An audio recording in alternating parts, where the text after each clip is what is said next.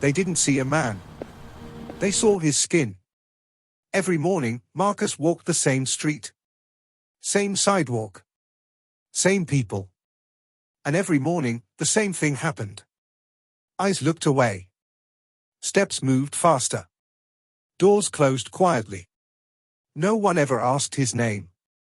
No one ever asked his story. To them, he was just another black man standing there. But what they didn't know was that Marcus carried something far heavier than the bag in his hand. He carried years of silence. Years of being judged before he spoke. Years of being treated like he didn't belong.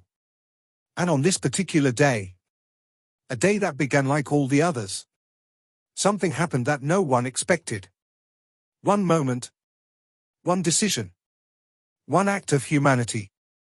And by the end of that day, the same people who ignored him would never see him the same way again. Marcus Johnson was 36 years old. He lived in a small rented apartment above a closed-down laundromat on the east side of the city. The kind of place people only noticed when something went wrong. Every morning at 6:30 a.m., Marcus woke up before the sun. Not because he wanted to, but because life had trained him to. He worked 2 jobs. One at a warehouse during the day. Another cleaning offices at night. Still, it was never enough. The bills stacked up faster than his paychecks. Rent. Utilities. Groceries. And then there was his mother. She lived 3 states away, battling a sickness Marcus never spoke about to anyone. The hospital bills drained whatever little savings he had. But Marcus didn't complain. He never did. He had learned early in life that complaining only made people uncomfortable. Especially when it came from someone who looked like him. On the street where Marcus worked during the mornings, people often crossed to the other side when they saw him. Not because he did anything. Not because he said anything. Just because he existed. White shirts. Black skin. That was enough for judgment. Security guards followed him in stores. Cashiers spoke to him slowly, as if intelligence had a color. Police cars slowed down whenever he walked at night. And the worst part? People didn't think they were being racist. They thought they were being careful. Marcus had stopped trying to explain himself years ago. Instead, he focused on surviving. On this morning, Marcus stood outside a coffee shop downtown. Not asking for money. Not bothering anyone. Just waiting. He had an interview later that day. An opportunity for a supervisor role at the warehouse. A chance to finally escape the endless cycle. But he needed one thing before that interview. A phone call. His mother was supposed to call him that morning. Test results. Important ones. So Marcus waited outside the coffee shop where the signal was better. People walked past him with warm cups in their hands. Some glanced at him and tightened their grip on their bags.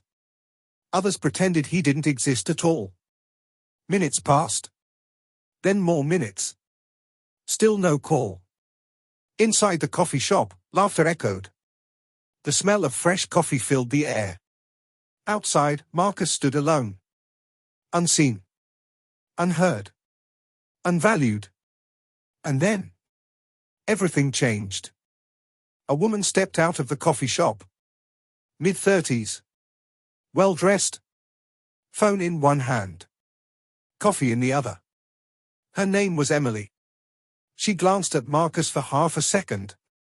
Just long enough for fear to flicker across her face. She adjusted her purse strap. Stepped back slightly. Marcus noticed. He always did. He lowered his eyes, pretending not to see her reaction. But then Emily dropped her phone. It slid across the sidewalk and stopped right near Marcus's feet. For a moment, neither of them moved. Emily hesitated. Her mind raced with thoughts she didn't want to admit. What if? Should I? Is it safe? Marcus slowly bent down, picked up the phone, and held it out. He said softly. You dropped this. Emily froze. Her heart pounded. She stared at his hand. Then at his face. Not angry. Not threatening. Just tired. Embarrassment washed over her. She took the phone quickly. "Thanks," she muttered, avoiding eye contact. And then she walked away. Marcus watched her go. He wasn't angry. He was used to it. But a few steps later, Emily stopped. Something inside her twisted. She turned around. Marcus was still standing there. Still waiting. Still alone. Excuse me," she said.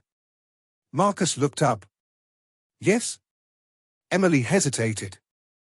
"Are you okay?" Marcus almost laughed. "I'm fine," he replied. Silence hung between them. Then Emily asked the question she didn't realize carried so much weight. "Why are you standing out here?" Marcus paused. He could lie. He could brush it off. But something told him not to. "I'm waiting for a call," he said. "From my mom." Emily nodded slowly. "Oh, is she okay?" Marcus swallowed. "She's trying to be."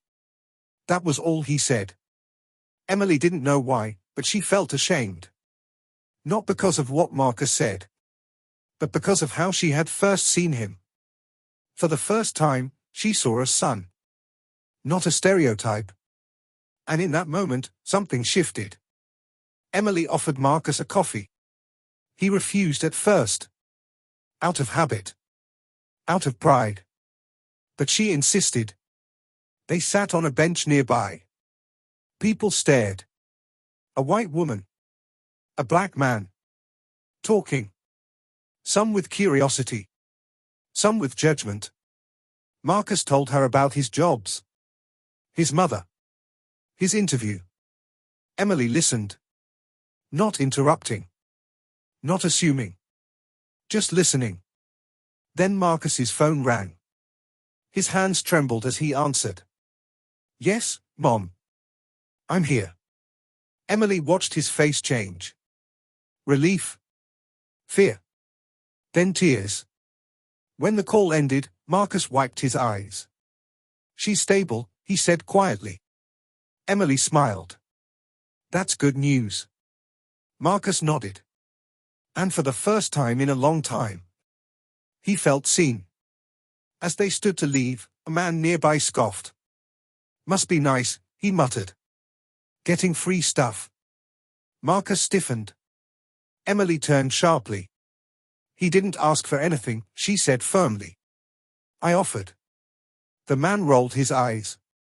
But something powerful had happened. Not just between Marcus and Emily, but in everyone watching. The narrative had cracked. Later that day, Marcus walked into his interview. Confident. Grounded. Not because of the job, but because someone had treated him like he mattered. He got the position. Supervisor. When Marcus returned to that street weeks later, people looked at him differently. Not because he changed, but because they finally saw him. Emily never forgot that day. And neither did Marcus. Racism doesn't always shout. Sometimes it whispers. Sometimes it looks like silence. Sometimes it looks like crossing the street. But change doesn't always require a protest.